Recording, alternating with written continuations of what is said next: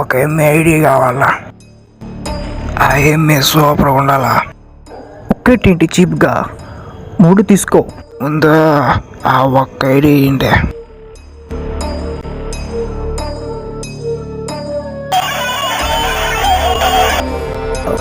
Smile killer.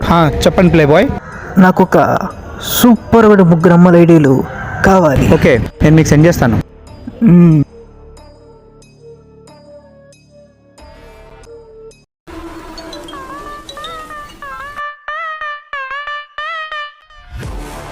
Lover boy, ఖుదాఫీస్. MRO office చెప్పు. నాకు ఒక 3 సూపర్గా ఉండే అమ్మాయిల ఐడీలు పంపించండి.